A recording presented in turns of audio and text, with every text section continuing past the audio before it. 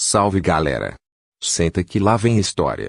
Dossiê: Atlético Mineiro se pauta em isonomia e jurisprudência para a CBF reconhecer título de 1937. Documentação está em fase final para ser enviada e avaliada à Confederação Brasileira, com o objetivo de transformar o Atlético, novamente, no primeiro campeão brasileiro da história. São quase 60 páginas, com artes infográficas, anexos de recortes de jornais e um ofício assinado pelo presidente Sérgio Coelho. O dossiê do Atlético Mineiro está em fase final de confecção. O clube irá na CBF pedir o reconhecimento do torneio campeão dos campeões de 1937 como um título do Campeonato Brasileiro. Em um processo de pontapé inicial logo após se sagrar campeão dos pontos corridos de 2021, o Galo mergulhou no passado para trazer elementos à competição, disputada há 85 anos, que reuniu 4 campeões estaduais de diferentes regiões do Brasil, Minas, Rio, Espírito Santo e São Paulo, para um torneio inédito, inovador e de impacto no esporte nacional. Há pontos fundamentais que o Atlético se pauta para chegar à conclusão de que o título de 1937 merece ser considerado o campeonato brasileiro daquela temporada. São eles: naquele ano, não houve o tradicional Campeonato Brasileiro de Seleções Estaduais da CBD, que preferiu se abster do torneio, dando espaço para que o campeão nacional fosse reconhecido através do Torneio dos Campeões. E a FBF, responsável pela competição, era a Associação dos Times Profissionais.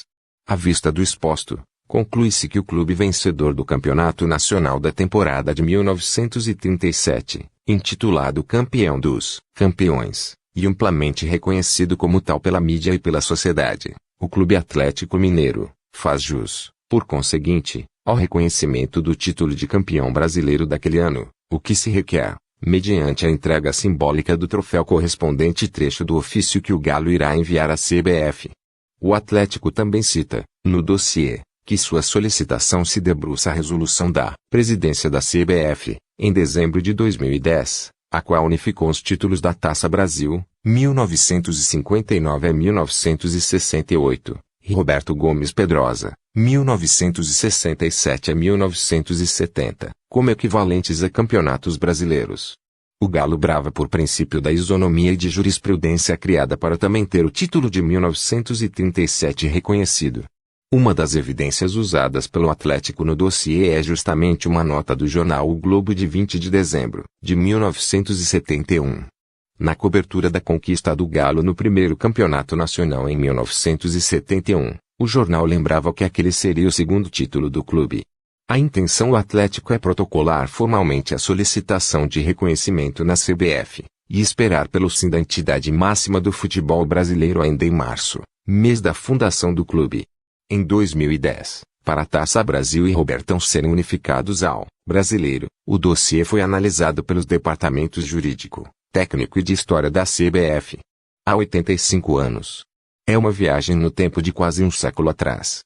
As testemunhas oculares daquele contexto são raras, se é que existem, mas a imersão em jornais antigos é uma forma sólida de entender o que foi o Torneio dos Campeões, ou o primeiro campeonato brasileiro de futebol entre clubes, no pleito a ser estabelecido pelo Galo na CBF. A primeira parte é a trazer elementos de importância ao torneio que reuniu Galo, Fluminense, Portuguesa de Desportos e o Rio Branco. Na década de 1930, inclusive, vale ressaltar que a divisão federal dos estados do Brasil era outra. Minas Gerais, Rio de Janeiro e Espírito Santo eram da região oriental, completada com Bahia e Sergipe. São Paulo pertencia à região meridional. Em 1940, haveria uma nova formatação via o recém-criado IBGE, com trocas de nomenclaturas, e São Paulo seria estado da região sul. RJ, MG e ES formaram a região leste meridional. Ou seja, com o olhar atual, é possível concluir que o Torneio dos Campeões foi um interestadual de uma mesma região, sudeste, mas essa não era a situação da época. A competição foi organizada pela Federação Brasileira de Futebol, FBF, uma associação que nasceu da briga amadorismo x profissionalismo justamente na década de 1930 no Brasil. A FBF passou a ter como filiados os clubes que adotaram o regime profissional. Enquanto isso, a CBD geriu o futebol amador e, também, a seleção brasileira. Os principais jornais da época chegaram a tratar o Atlético como campeão brasileiro em fevereiro de 1937, quando o Galo derrotou o Rio Branco com uma rodada de antecedência, por 5-1 e foi consagrado. As publicações estão exemplificadas no dossiê do Galo. O G encontrou na Biblioteca Nacional outros exemplos, até mesmo de veículos de mídia fora dos estados do Sudeste, como em Pernambuco e Santa Catarina. O Atlético Mineiro derrotando anteontem o Rio Branco sagrou-se campeão brasileiro de futebol, de 1936, SIC, por parte da Federação Brasileira de Futebol, noticiou o jornal O Dia, do Paraná, em 14 de fevereiro de 1937. Na véspera do duelo entre Atlético e Rio Branco, em BH, o Correio da Manhã Rio de Janeiro tratou a partida como a definição do título máximo da FBF, realizado hoje à noite no Estádio Antônio Carlos. O grande encontro de futebol entre o Atlético, desta capital, e Rio Branco, campeão do Espírito Santo. Os jornais salientam a importância da peleja, pois, vitorioso, o Atlético será aclamado campeão do Brasil. Após a conquista, o técnico do Atlético, Mariano Peixoto, dava entrevistas e era tratado como treinador do campeão brasileiro de 1937. Em São Paulo, por exemplo, a equipe de reportagem do Correio de São Paulo visitou a delegação do Galo que iria enfrentar a Portuguesa, na última rodada, já com a liderança assegurada. Após a vitória contra a Lusa, por 3-2, o jornal trouxe a manchete da imagem. Amador x profissional. Um dos pesos da unificação da CBF em 2010 foi que Taça Brasil e Robertão tiveram continuidade. Na argumentação do Atlético, o Torneio dos Campeões de 1937 foi um novo modelo de competição já tradicional, com várias edições anteriores futuras àquela, o Campeonato Brasileiro de Seleções Estaduais, que começou em 1922, foi até 1962 de uma forma bem contínua. Curiosamente, não houve a edição de 1937, com a CBD se abstendo de organizar o certame, e a FBF entrando no vácuo com o Torneio dos Campeões. O Campeonato Brasileiro de Seleções Estaduais, que era chamado apenas de Campeonato Brasileiro na imprensa, foi organizado nos anos de 1934 e 1935 em edições distintas da FBF e da CBD. Em 1936, o torneio foi apenas da CBD, com as seleções amadoras. A CBD lutava contra o profissionalismo e tinha um braço forte no governo federal. O presidente da confederação era Luiz Aranha, irmão de Oswaldo Aranha, ministro e amigo pessoal de Getúlio Vargas. Mas o profissionalismo era inevitável. E ficou ainda mais fortalecido com o fracasso das participações do futebol brasileiro na Copa de 1934, Itália, e nas Olimpíadas de 1936, Berlim. Nos Jogos Olímpicos na Alemanha, inclusive, o Brasil foi representado por duas entidades, CBD e Comitê Olímpico Brasileiro, causando desconforto e constrangimento no governo. Era necessária a pacificação. Neste contexto, um dado valioso. Como a FBF já havia organizado os campeonatos brasileiros de seleções de 1934 e 1935 de maneira independente, envolvendo jogadores profissionais, então o Torneio dos Campeões de 1937 vencido pelo Atlético era tratado como o Campeonato Brasileiro de Futebol em alguns veículos da mídia.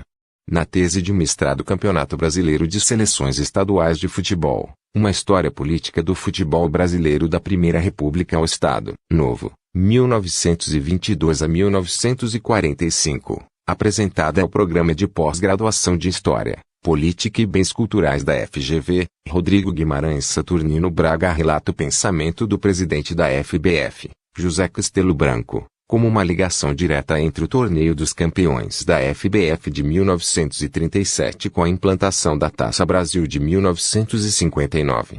Em entrevista ao jornal O Globo de 4 de março de 1938, José Castelo Branco, presidente da FBF, declarou ver o Campeonato Brasileiro de Seleções Estaduais CBSE difícil de ser viabilizado, em função das novas exigências de prêmios e remuneração dos jogadores profissionais.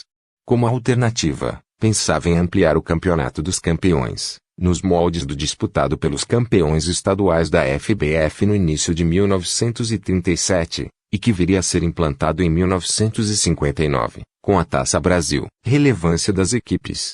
O reconhecimento da CBF para a unificação da Taça Brasil e Robertão ao Brasileiro levou em consideração, também, o fato de os principais jogadores do futebol brasileiro, tricampeões mundiais entre 1958 e 1970, terem participado dos torneios nacionais.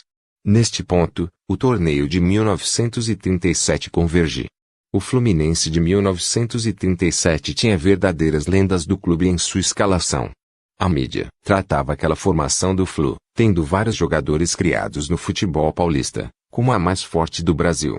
Para participar do Torneio dos Campeões, o Fluminense venceu o Flamengo de Leônidas da Silva e Domingos da Guia, ídolos imortais do futebol, na final do Campeonato Carioca de 1936 da LCF, Liga Carioca de Futebol Profissional. Houve até um impasse e sugestões que o título deveria ser dividido entre a dupla, mas um tiratema foi discutido na imprensa, tendo como base a necessidade de um clube do Rio representar o estado no torneio de campeões da FBF. Da formação do Fluminense que enfrentou o Atlético, 4 jogadores seriam convocados pela seleção brasileira na Copa do Mundo de 1938 na França. Foram eles, o goleiro Batatais, o zagueiro Machado, e os atacantes Hércules, na lista dos maiores artilheiros do Flu, e Romeu.